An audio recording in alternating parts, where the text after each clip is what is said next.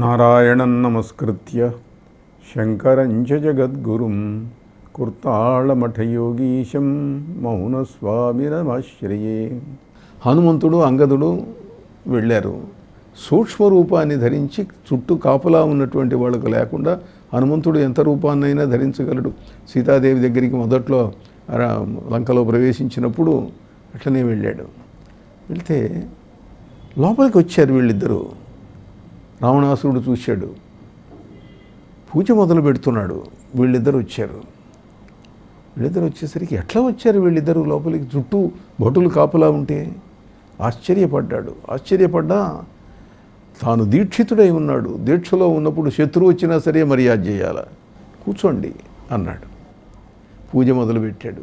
శ్రీనాథాది గురుత్రయం గణపతిం పీఠత్రయం భైరవం సిద్ధౌఘం వటుకత్రయం పదయుగం దూతీక్రమం మండలం వీరద్వ్యష్టచతుష్కషష్టి నవకం వీరావళీ మండలం శ్రీమన్మాలిని మంత్రరాజసహితం వందే గురోర్మండలం. అట్లా గురువుకు పూజ చేశాడు, గురువులను స్మరించాడు. అతి క్రూర మహాకాయ కల్పాంతదహనోపమా భైరవాయ నమస్తుభ్యం అనుజ్ఞాం దాతుమర్హసి. భైరవుడికి నమస్కారం చేశాడు, పూజ మొదలుపెట్టాడు. అష్టోత్తరం సహస్రం అన్నీ జరుగుతున్నాయి. శ్రీచక్రార్చన చేశాడు. అమ్మవారికి రసాన్ని పాత్రలో ఇచ్చాడు. లలితాదేవి వచ్చింది. రావణాసురుడు సామాన్యుడు కాదు, వాడు గొప్ప మంత్రవేత్త, వాడు తపస్సిద్ధుడు. లలితాదేవి వచ్చింది, రసం తీసుకున్నది, తాగింది సగం. ఎదురుగా చూసింది. రావణుడు ఉన్నాడు, అంగదుడు ఉన్నాడు, హనుమంతుడు ఉన్నాడు. ఆ పాత్ర హనుమంతుడికి ఇచ్చింది. రావణాసురుడికి అర్థమైపోయింది, తానింక గెలవడు. ఇట్లా రావణాసురుడు రకరకాలైనటువంటి సాధనలు చేసినటువంటి వాడు, అమ్మవారి అనుగ్రహం కోసం ప్రయత్నం చేసినటువంటి వాడు, సాక్షాత్ రుద్రుడి మీదికి కూడా వెళ్ళినటువంటి వాడు. అటువంటి రుద్రుని కనుగొంటి రుద్రునకిటువంటి దారుణో నిద్ర రౌద్రంబుగాన అంటూ రావణాసురుడు అంతటి వాడు, సామాన్యుడైనటువంటి వాడు కాదు వాడు. స్వామి, మీరెవరో నాకు అర్థం కావటం లేదు. నేను ఇన్ని అనుభవాలు కలిగినటువంటి వాడిని అంటే ఇది తర్వాత అనుకోండి జరిగింది. ఈ కపిలుడితో మాట్లాడుతున్నప్పుడు కాదు, అది రామరావణ యుద్ధం మొదలైనప్పుడు జరిగిన సంఘటనను ముందు చెప్తున్నాను నేను. అలా అంటే కపిలుడు అన్నట్ట, నేనెవరో ఇప్పుడే నీకు తెలుసుకోవాల్సిన అవసరం లేదు, నేనెవరో చెప్పని నీకు కాలక్రమాన నీకే తెలుస్తుంది అన్నాడు. అని అంటాడు, బ్రహ్మీశానవరంబులన్ భువనముల్ బాధించి బ్రహ్మణ్యుల బ్రహ్మణ్యంబులు బెట్టగా వినుచునా బ్రహ్మోక్తి సైరించి తిన్ బ్రహ్మఘ్నున్నిను నింక మీద అనిలో బాహాబలం వేర్పడన్ బ్రహ్మీషాది సురేంద్రులడ్డుపడినన్ భంజింపుదున్ రావణ. రే, ఎవరనుకుంటున్నావు నువ్వు? బ్రహ్మ ఈశ్వరుడు ఇచ్చినటువంటి వరములతో గర్వించి లోకాలన్నింటినీ కూడా బాధిస్తున్నావు నువ్వు. బ్రహ్మ నీకు వరం ఇచ్చాడు, ఆ వరాన్ని మన్నించి ఇంతకాలం ఉపేక్షించాను నేను, ఇంకా ఉపేక్షించను, త్వరలో నేను సంహరిస్తాను. వాళ్ళు వచ్చి అడ్డపడ్డా, బ్రహ్మ వచ్చి నించున్నా ఈశ్వరుడు వచ్చి నించున్నా కూడా నేను సంహరిస్తాను, జాగ్రత్త అన్నాడు. అంటూనే ఉన్నాడు. ఇంతలో ఆ రావణాసురుడికి ఇంకా కళ్ళు మిరుమిట్లు గొలిపేటువంటి మహాద్భుతమైనటువంటి దృశ్యం గోచరిస్తున్నది అక్కడ. జ్వలన్న కీలా సహస్రములు అర్కకర లక్షలు ఐందవరుచి కోటులచటతోచే నరసురాసుర వియచ్చర సిద్ధ సాధ్య రుద్రాహి గుహ్యగతతులచటతోచే అఖిల సముద్రంబులఖిల అంతరీపంబులు అఖిల సద్వన్యలు అచటతోచే అఖిల సరిద్వన్యలచటతోచే నభము భూమియుగా ఆడ్పు నక్షత్రములు గిరులు ఆమ్నాయముఖ విద్యలచటతోచే అట్టి ముఖములు పెక్కువేలు అమిత కర్ణ నయన నాసాపుటంబులు అనంత పదములు అమిత బాహువులు అమిత భూషాంబరాదులు అమిత శస్త్రంబుల మూర్తి ఎందుతోచే. మనం మంత్రపుష్పంలో పురుష సూక్తంలో చెబుతాము, సహస్రశీర్షం దేవం విశ్వాక్షం విశ్వశంభువం అని చెప్పి. సహస్రశీర్ష పురుష సహస్రాక్ష సహస్రపాత్, వేల తలలు, వేల కన్నులు, వేల పాదములు కనిపిస్తున్నాయి. కనిపిస్తుంటే ఆశ్చర్యపడ్డాడు రావణాసురుడు. ఉన్నది ఒక్కడు, ఆయనలో నుంచి ఇవన్నీ కనిపిస్తున్నాయి అంటే అనంతమైనటువంటి శక్తి సంపన్నుడు ఆయన అని అర్థం. అప్పుడు అన్నాడు, స్వామి మీరు నన్ను చంపుతామన్నారు, మీ చేతుల్లో చావటం కంటే నాకు ఇంకా కావలసిందేమున్నది అన్నాడు. అని బయటికి వచ్చాడు. బయటికి వచ్చి వెళ్ళిపోయినాడు. సరే, ఇంకా సైన్యాలు బయటికి వచ్చిన తర్వాత మళ్ళీ మామూలు అహంకారాలు అన్నీ ఉంటాయి కదా, మళ్ళీ మామూలు యుద్ధాలు ఇవన్నీ ఏదో చేస్తూ ఉన్నాడు. ఎందుకంటే ప్రతి జీవుణ్ణి మాయ కప్పివేస్తుంది. మాయ పోతే జ్ఞాని అవుతాడు. జ్ఞాని అయితే ఇంకా యుద్ధాలు ఉండవు, ఏమేమి ఉండవు. వాడు మాయావృతుడైనటువంటి వ్యక్తి. మాయ, ఎందుకంటే శాపగ్రస్తులైనటువంటి జయ విజయులు హిరణ్యాక్ష హిరణ్యకశిపులుగా ఒక జన్మలో పుట్టారు. హిరణ్యాక్షుడు ఆదివరాహమూర్తి చేత సంహరించబడ్డాడు. హిరణ్యకశిపుడు నరసింహమూర్తి చేత సంహరించబడ్డాడు. వాళ్లే మళ్ళీ రావణ కుంభకర్ణులుగా పుట్టారు. ఈ రావణాసురుడు విష్ణువు చేతుల్లో మరణించాలి. విష్ణువు కపిలుడే. కపిలుడు విష్ణువంశ సంభూతుడు, తానే విష్ణువు. అలా కపిలుని యొక్క ప్రభావం ముందు రావణాసురుడు నిలవలేకపోయినాడు. అటువంటి చాలా అద్భుతమైన మహత్వం కలిగినటువంటి వ్యక్తి కపిలుడు. ఆ కపిలుడు ఇవాళ కపిలాశ్రమం అమెరికాలో చూపిస్తారు. తిరుపతిలో కపిల తీర్థం ఉన్నది. వెంకటేశ్వర స్వామి కొండ మీదకి ఎక్కే ముందు పక్కన ఉంటుంది కపిల తీర్థం. కపిల తీర్థం అంటే కపిల మహర్షి స్థాపించినటువంటి ఈశ్వరుడు. అక్కడ కపిలుడు తపస్సు చేశాడు అని. చేసి ఉండవచ్చు. మహర్షులు దేశమంతా తిరుగుతుంటారు, ఒక్కోసారి ఒక్కో చోట తపస్సు చేస్తుంటారు, ఇన్ని జరుగుతూ ఉంటాయి. ఇవాళ కపిలాశ్రమము అని అమెరికాలో కొలరాడో పర్వత ప్రాంతాలలో ఒకచోట కపిలాశ్రమం చూపిస్తారు. మనకది ఇంచుమించు సరిపోతుందా అని అనిపిస్తుంది. ఎందుకంటే భారతంలో సగర కుమారులు భూమిని తవ్వి పాతాళంలోకి వెళితే అక్కడ కపిలాశ్రమం ఉన్నది అని చెప్పి, ఇవాళ మనం ఒక గ్లోబ్ తీసుకొని హిమాలయ పర్వతాల దగ్గర నుంచి ఒక చిన్న చిల్లి పెట్టి ఒక పుల్ల కనుక అలా నెట్టేస్తే అటువైపు అమెరికాలో కొలరాడో పర్వతాల మీదకి వెళుతుంది ఈ పుల్ల. అంటే ఆ రోజుల్లో పాతాళం తవ్వారు అని అంటే తవ్వారేమో తెలియదు, ఎట్ట చేశారో ఏమో. ఇవాళ భూమిని తవ్వటము పాతాళము అని అంటే సైన్స్ ఒప్పుకోదు. అక్కడ కపిలాశ్రమం ఉన్నది అని చెప్పి చూపిస్తారు ఇప్పటికి కూడాను. భూమిని తవ్వి సగరపుత్రులు వెళ్ళారు, హిమాలయాలలో వాళ్ళు అలా చేశారు అని కనిపిస్తుంది. కానీ కొన్ని అద్భుతమైనటువంటి విశేషాలు భూమిలో ఇప్పటికీ కూడా లోకాలు ఉన్నవని, పట్టణాలు ఉన్నవని నమ్మేటువంటి వాళ్ళు చాలామంది ఉన్నారు.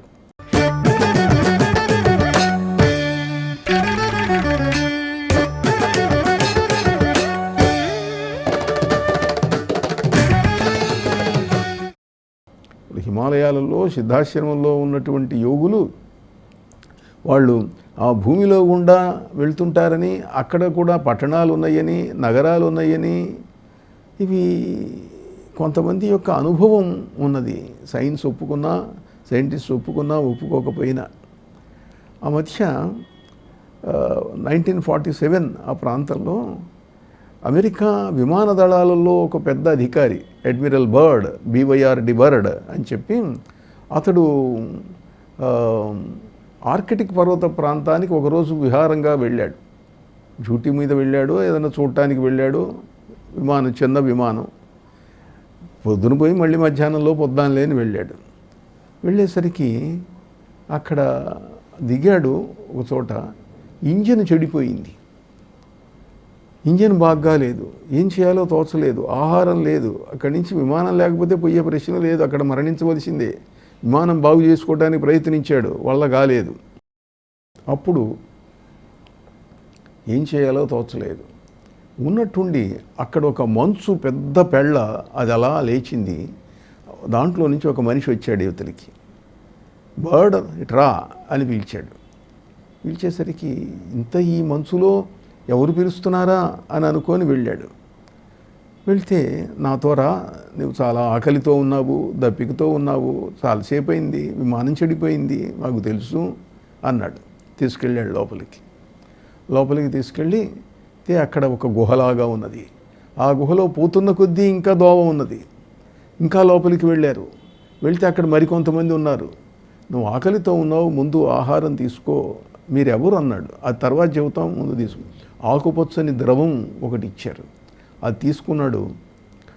ఆకలి తీరింది, బలం వచ్చింది. ఇప్పుడు చెప్పండి మీరెవరు, నాకు అర్థం కావటం లేదు, అసలు ఇలాంటి ప్రదేశం ఒకటి ఉంటుందన్నటువంటి ఊహ కూడా లేదు అన్నాడు. అంటే ఇది భూమిలో ఉండేటువంటి మరో ప్రపంచం. ఇక్కడ కొన్ని వందల వేల సంవత్సరాల వయస్సు ఉన్నటువంటి వాళ్ళు ఉన్నారు ఇక్కడ. ఇవన్నీ కూడా భారతదేశంలో హిమాలయ పర్వత ప్రాంతంలో శంబళ అని ఒక గ్రామం ఉన్నది. ఆ శంబళ గ్రామంలో పరమేశ్వరుడు నారాయణుడు ఉంటాడు. ఆయన అధీనంలో ఉంటాం మేమందరం కూడా. భూమిలో అనేక ప్రదేశాలలో ఇటువంటి పట్టణాలు ఉన్నాయి. ఈ లోపల కొన్ని వేల మంది ఉన్నారు, లక్షల మంది ఉన్నారు. వాళ్ళందరూ కూడాను ఈ భూ ప్రపంచం మీద ఉన్నటువంటి వాళ్ళంతా సుఖంగా ఉండాలని మేము కోరుకుంటున్నాము. కానీ మీరు యాటం బాంబులు, హైడ్రోజన్ బాంబులు తయారు చేసి వేసి మానవాళిని నాశనం చేస్తున్నారు. అది చెయ్యవద్దు అని చెప్పటం కోసం నిన్ను ఇక్కడికి పిలిపించాము. నువ్వు వెళ్ళి మీ వాళ్లకు చెప్పు అంటే నేను చెబితే వింటారటండి. నేను సేనాధిపతిని నిజమే, విమాన దళాధికారిని, కానీ ప్రభుత్వ దృష్టిలో నేను చిన్న అధికారిని. చెప్పు, నువ్వు ఏదో వచ్చావు కాబట్టి నేను లోపలికి రానిచ్చాము అని చెప్పి ఆ విశేషాలన్నీ చెప్పి పంపించారు. అక్కడ అతడు చూసినవి విన్నవి వాటన్నింటినీ కూడాను యువతలికి వచ్చాడు. నీ విమానం బాగైతుందిలే వెళ్ళు అన్నారు. వచ్చేసాడు. వచ్చేసి ఆర్మీ క్యాంపులో అధికారుల దగ్గర చెప్పాడు. ఏమేమైంది, నువ్వు కొన్ని గంటలు ఆలస్యం చేసావు, ఎక్కడున్నావు అంటే ఇది జరిగింది అని చెప్పాడు. What nonsense you are speaking, unbelievable, ఎవడు నమ్ముతాడయ్యా ఇట్లాంటివి. నమ్మినా నమ్మకపోయినా నాకు కలిగిందండి, నేను ప్రపంచానికి చెబుతాను, ప్రెస్ కాన్ఫరెన్స్ పెట్టి చెబుతా అన్నాడు. No, you are not permitted, army discipline ఉన్నది, నీ ఇష్టం వచ్చినట్టు నువ్వు చేయడానికి వీల్లేదు అన్నారు. అంటే అతడు రిటైర్ అయిన తర్వాత ఈ విషయాలు చెప్పాడు. లివింగ్స్టన్ అని ఇంగ్లీష్లో మంచి రైటర్ను తీసుకొని ఆ రైటర్ సహాయంతో తన అనుభవాలన్నీ ఒక బుక్గా పెట్టాడు. అవి వాళ్ళ ఇంటర్నెట్లో అగర్తా అన్న పేరుతోటి ఉన్నాయి. అగర్తా అన్న పేరు దగ్గర డౌన్లోడ్ చేసేటట్లయితే ఈ విషయాలు, ఫోటోలు ఇవన్నీ కూడా వస్తాయి దాంట్లో. ఆ తర్వాత అతడు చెప్పాడు ఇంకా ఇతర విశేషాలు కొన్ని సేకరించి. ప్రపంచంలో చాలా చోట్ల ఉన్నాయి ఇటువంటి ప్రదేశాలు. పాతాళంలోకి వెళ్ళే మార్గాలు ఉన్నాయి. పాతాళంలో మనుషులు ఉన్నారు. అక్కడి నుంచి మహావీరులు అప్పుడప్పుడు వస్తుంటారు మానవ జాతిని రక్షించటం కోసం. వచ్చి వాళ్ళు కొన్ని మహత్కార్యాలు చేసి దుష్టులను శిక్షించి వెళ్తూ ఉంటారు. వాళ్ళతో కాంటాక్ట్లోకి వచ్చినటువంటి వాళ్ళు కూడా ఉన్నారు. రష్యాలో కొంతమంది ఈ సైకిక్ కాంటాక్ట్ వీళ్ళతో వచ్చినటువంటి వాళ్ళు ఉన్నారు. ప్రపంచంలో అక్కడక్కడ ఇటువంటి వాళ్ళు ఉన్నారు. అక్కడికి వెళ్ళటానికి కొలరాడోలో, అమెరికాలో అయితే డెన్వర్ ప్రాంతంలో ఉన్న కొన్ని గుహలలో నుంచి దోవలు ఉన్నాయి. అక్కడ జ్వాలాకూలుడు అని ఒక ఆయన ఉన్నాడు.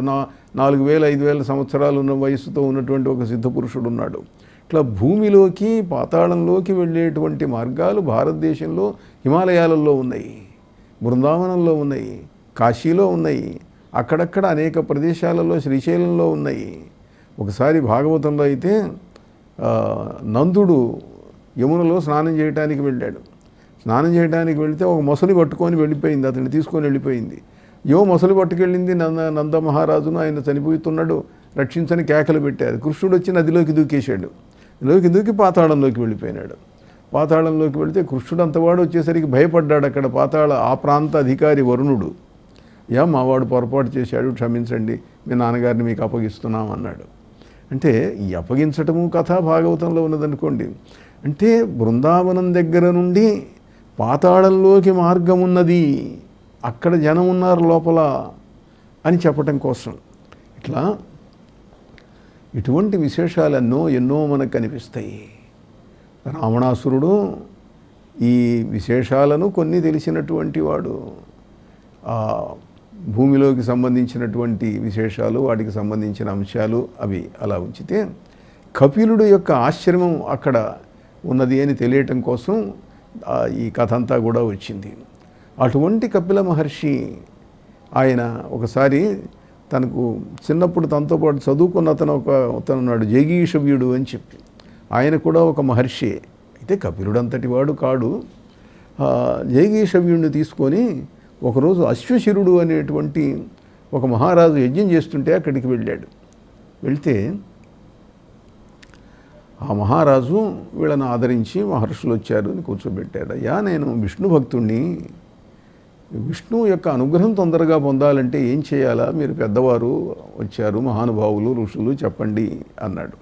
అంటే కపిలుడు అన్నాడు, నేనే విష్ణుమూర్తిని, నాకు సేవ చేయి, నీవు కోరింది ఇస్తాను, నేను రక్షిస్తాను అన్నాడు. అంటేటప్పటికి వీళ్ళెవరు అహంకారపూరితుల్లాగా ఉన్నారు. నేనే విష్ణువుని అంటాడు ఈ మహర్షి. అయ్యా, ఇట్లాంటివి నేను నమ్మను, నాకు నమ్మకం లేదు. ఏదో 4 మంచి మాటలు చెప్పి నేను విష్ణు భక్తిలో అభివృద్ధి పొందడానికి సాధన చేయని చెప్పండి అని అంటే, నేనే విష్ణుమూర్తిని, నన్ను పూజించండి అంటారేమిటి, మీరు విష్ణుమూర్తి ఎట్టయితారండి అన్నాడు. అనేటప్పటికీ ఆయన విష్ణువు యొక్క రూపాన్ని ధరించాడు కపిలుడు. ఆయనతో వచ్చినటువంటి జైగీషవ్యుడు మహర్షి ఆయన గరుత్మంతుడి రూపాన్ని ధరించాడు. ధరిస్తే ఆయన అన్నాడు, మీరేదో నా ముందు ఇంద్రజాలం ప్రదర్శిస్తున్నారు, కనికట్టు విద్య, నేను ఇది కూడా నమ్మను అన్నాడు. నమ్మను అనంటే అని విష్ణుమూర్తి అయితే ఆయన యొక్క నాభి కమలమునందు బ్రహ్మ పుట్టాడు, ఏడి బ్రహ్మేడి అన్నాడు. బ్రహ్మను చూపించారు వాళ్ళు, నాభి కమలంలో నుంచి బ్రహ్మను చూపించాడు. నేను నమ్మనండి అన్నాడు. సరేలే అన్నారు. వాళ్ళిద్దరు అదృశ్యమైనారు. ఆ యజ్ఞశాలంతా కూడా క్రూర మృగాలు వచ్చి యజ్ఞమును పాడు చేస్తున్నాయి. ఎవరు ఆపలేకపోతున్నారు. అప్పుడు ప్రార్థించాడు, అయ్యా పొరపాటు చేశాను, క్షమించండి అని. అప్పుడు మళ్ళీ కపిలుడు, జైగీషవ్యుడు ప్రత్యక్షమై వాటిని ఆపారు. అంటే వీళ్ళ శక్తి కేవలం ఇంద్రజాలం కాదు, యజ్ఞం పాడు చేస్తున్న జంతువులు అని అంటే, యజ్ఞం అనేది ఒక ఫిజికల్ ఎంటిటీ, కంటికి కనిపిస్తున్నటువంటి ఒక భౌతిక దృశ్యం. అదెంత పాడు చేస్తున్నారు అంటే భౌతికమైన శక్తులు ఉన్నవి అని అర్థం. ఏదో మాయా కనికట్టు కాదు. కనుక వీళ్ళు సామాన్యులు కాదు అని కాళ్ళ మీద పడ్డారు. ఆ మహారాజును రక్షించినట్టుగా కపిలుడి యొక్క జీవిత చరిత్రలో మనకు కనిపిస్తుంది. కపిలుడి శిష్యుడైనటువంటి జైగీషవ్యుడు ఉన్నాడు. ఆ జైగీషవ్యుని కథ, ఆయన కూడా అసామాన్యుడైనటువంటి వ్యక్తి, ఆయన కథ కూడా చెప్పుకుందాం.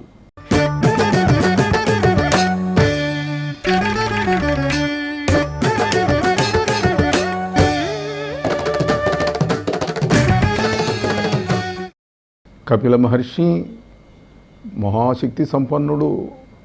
ఆయన శిష్యుడు, మిత్రుడు, చిన్నప్పుడు ఆయనతో కలిసి చదువుకున్నవాడు అయినటువంటి జైగీషవ్యుడి ప్రస్తావన కూడా అశ్వశరుడు అనే రాజు దగ్గరికి వెళ్ళినప్పుడు జరిగినటువంటి కథలో ప్రస్తావన వచ్చింది. జైగీషవ్యుడు తపస్సు చేశాడు.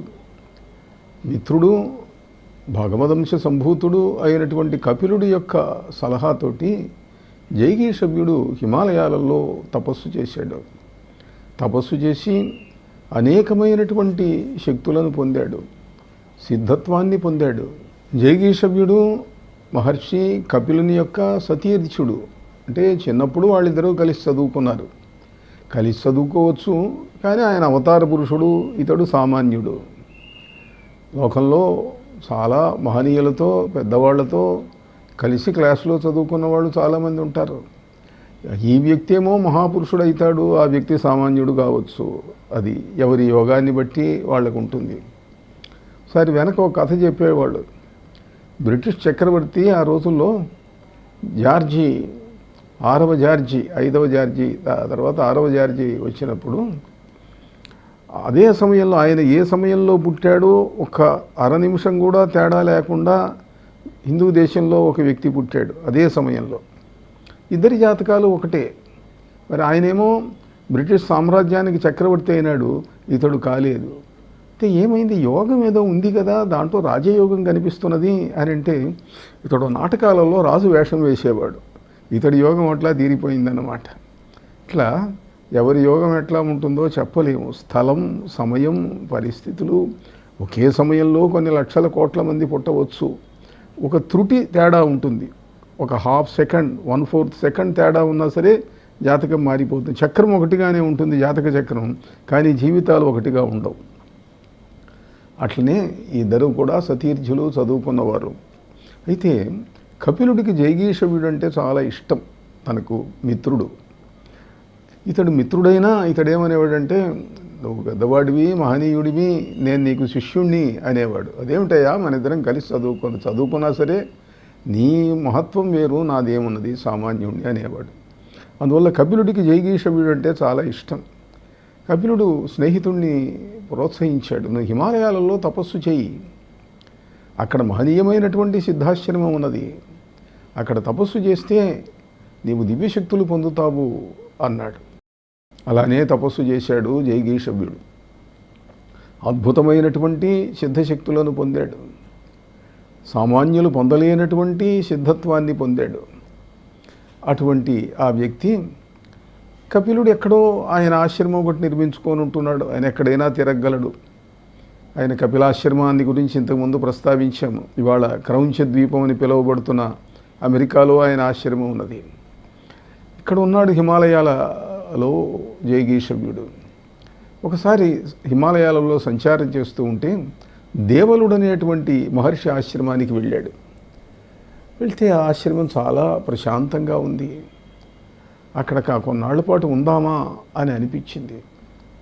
వెళ్ళి ఆ దేవల మహర్షిని అడిగాడు, స్వామి మీ ఆశ్రమం చాలా ప్రశాంతంగా ఉంది, హాయిగా ఉంది, నేను ఇక్కడ కొన్నాళ్ళు ఉండి తపస్సు చేసుకుందాం అనుకుంటున్నాను అన్నాడు. అయ్యో, దానికేమి తప్పకుండా చెయ్యి, నీకు ఏ సౌకర్యాలు కావాలన్నా నేను ఏర్పాటు చేస్తాను అన్నాడు. అంటే దేవలుడి దృష్టిలో జైగీషవ్యుడు ఏదో తపస్సు చేసి దేవతానుగ్రహం కోసం ప్రయత్నిస్తున్నటువంటి ఒక సామాన్యుడు, కొత్తగా సాధనలో ఉన్నవాడు అని ఆయన అనుకుంటున్నాడు. కొన్నాళ్ళు సాగింది. ఆయన ఏదో పక్కనే నది ఉన్నది, నది ఒడ్డున ఉండేవాడు, పొద్దునే స్నానం చేసేవాడు, జపం చేసుకునేవాడు, ఆశ్రమంలో ఏదో అంత ఆహారం పెట్టేవాళ్ళు, తీసుకునేవాడు. కొన్నాళ్ళు అయిన తర్వాత ఒకరోజు దేవలుడికి కపిలుడు వస్తే, అది జైగీషవ్యుడు వస్తే జైగీషవ్యుడితో అన్నాడు, నేను ఇవాళ కొంచెం పని మీద బయటికి వెళ్తున్నాను, దివ్యలోకాలకు వెళ్ళాలి, నేను సిద్ధలోకానికి వెళ్తున్నాను. సిద్ధాశ్రమం వేరు, సిద్ధ మండలి వేరు. సిద్ధ మండలం పైన భువర్లోకంలో కొన్ని వేల మైళ్ళ ఎత్తున ఉంటుంది, లక్షల మైళ్ళ పరిధిలో ఉంటుంది. అక్కడికి వెళ్తున్నాను, దివ్యలోకాలలో నాకు పని ఉన్నది, నీకు ఇంకా అంత శక్తి రాలేదు కదా, నువ్వు ఇక్కడ తపస్సు చేసుకుంటూ ఉండు, ఎప్పటికన్నా వస్తుందేమో, నీకు కొన్నాళ్ళు ఆలస్యం కావచ్చు అన్నాడు. సరేనండి, అట్లా నేనేదో ఇక్కడ జపం చేసుకుంటూ ఉంటాను అన్నాడు జైగీషవ్యుడు. ఈయన పైకి వెళ్ళాడు. జైగీషవ్యుడు మనస్సులో నవ్వుకుంటున్నాడు. దేవలుడు తనను మహాసిద్ధుడు అనుకుంటున్నాడు, మంచిదే అనుకొని దానికేముంది. అతడు సరాసరి సిద్ధలోకానికి వెళ్ళాడు. సిద్ధలోకానికి వెళ్ళేసరికి అక్కడ సిద్ధులందరూ చాలా బిజీగా ఉన్నారు. ఏమిటి అని అంటేను, మహాపురుషుడు, మహనీయుడు జైగీషవ్యముని వచ్చాడు, ఆయనకు పూజ చేసుకుంటున్నాము, గురువందనం చేస్తున్నాము, ఆయన సిద్ధగురువు అని ఆయనకు పూజ చేస్తున్నాడు. దేవలుడు వెళ్ళి చూశాడు. చూస్తే తన ఆశ్రమంలో తపస్సు చేసుకుంటున్న కుర్రాళ్ళలాగా ఉన్నాడు, ఏమిటి ఇట్లా ఉన్నాడు అని ఆశ్చర్యపడ్డాడు. ఆశ్చర్యపడి పూజ అయిపోయింది, జైగీషవ్యుడు వెళ్ళిపోయినాడు. వెళ్ళిపోతే అక్కడి నుంచి తపోలోకానికి వెళ్ళాడు జైగీషవ్యుడు. అక్కడ ఈయన కనిపిస్తున్నాడు, ఈయన పూజిస్తున్నారు తపోలోకంలో ఉండేటువంటి మహర్షులు. అక్కడి నుంచి ఇంకా పైకి వెళ్ళిపోయినాడు జైగీషవ్యుడు కాసేపటికి. ఈయన ఎవరు, జైగీషవ్యుడు మా ఆశ్రమంలో తపస్సు చేసుకుంటున్నాడు, దేవుడు ఇక్కడ కనిపిస్తున్నాడు అని అంటే, ఆయన ఎక్కడైనా కనిపించగలడు, ఆయన సిద్ధవల్లభుడు, ఆయన ఇప్పుడు బ్రహ్మలోకానికి వెళ్ళాడు, అక్కడ బ్రహ్మర్షులతో ఉండి ఆయన ఇష్టం, ఆయన ఎప్పుడు వస్తాడో ఆయన ఇష్టము, ఆయన ఎన్ని శరీరాలైనా ధరించగలడు, ఎంత శక్తినైనా కలిగి ఉన్నటువంటి వాడు అంటే ఆశ్చర్యపడ్డాడని. నువ్వు ఇంకా బ్రహ్మలోకానికి వెళ్ళే అర్హత నీకు రాలేదు, నువ్వు ఇంకా కొన్ని వేల సంవత్సరాలు తపస్సు చేస్తే కానీ ఆ అర్హత రాదు, ప్రస్తుతం కిందికి వెళ్ళు అన్నారు. కిందికి వచ్చాడు. వస్తే తన ఆశ్రమంలో మామూలుగా పక్కన కూర్చొని జపం చేసుకుంటున్నాడు. మళ్ళీ చూస్తే ఆశ్చర్యం కలిగింది. స్వామి, మీరు ఇంత వాళ్ళని నేను ఊహించలేదు, నేను ఏదో సామాన్యుడు అనుకొని మామూలు వాళ్ళగా మిమ్మల్ని చూస్తున్నాను అంటే, దానికి ఏముందయ్యా, ఇందులో సామాన్యత అసామాన్యత ఏమున్నది, నాకు ఈ ఆశ్రమం నచ్చింది అందుకని కొన్నాళ్ళు ఇక్కడ ఉన్నాను అంటే, నాకు బ్రహ్మతత్వాన్ని ఉపదేశించండి అని ప్రార్థిస్తే బ్రహ్మతత్వాన్ని జైగీషమ్యుడు దేవలమునికి ఉపదేశించినట్టుగా మనకు పురాణ కథలలో కనిపిస్తుంది. అటువంటి జైగీషవ్యుడు ఎంతటి సిద్ధుడైనా ఎంతటి మహానుభావుడైనా అమరత్వం ఉండదు. మానవ శరీరం అన్న తర్వాత 10,000 సంవత్సరాలకైనా శరీరం పడిపోతుంది. వెనకటి మహర్షులందరూ అంతే. కశ్యప ప్రజాపతి సాక్షాత్తు దేవతలకు దానవులకు కూడా తండ్రి అయినటువంటి వాడు అదితి కశ్యపులు. ఆ అదితి కశ్యపులు దేవకీ వసుదేవులుగా పుట్టినట్టుగా మనకు పురాణాలు చెబుతున్నాయి. అంతటివాడు అంటే దేవతలకు కూడా తండ్రి అయినటువంటి వాడు, ఆయనకు కూడా జన్మ తీసుకోక తప్పలేదు. ఎందుకు ఆయన జన్మ తీసుకోవాల్సి వచ్చింది అంటే, ఆయన ఒక తప్పు చేశాడు అందువల్ల అంటే ఏమిటి అని అంటే, వరుణుని యొక్క అశ్వములను ఆయనకు చెప్పకుండా తీసుకున్నట్ట. చెప్పకుండా తీసుకుంటే తప్పు. ఇప్పుడు ఏ వ్యక్తి అయినా సరే ఇతరుల యొక్క వస్తువును తీసుకునేటప్పుడు చెప్పి తీసుకోవాలి. చెప్పి తీసుకోకపోతే దొంగతనం కిందికి వస్తుంది. అదొక దోషం అయింది. ఆ దోష ఫలితంగా ఆయన మళ్ళీ సామాన్య మానవ జన్మ ఎత్తవలసి వచ్చింది ద్వాపర యుగంలో.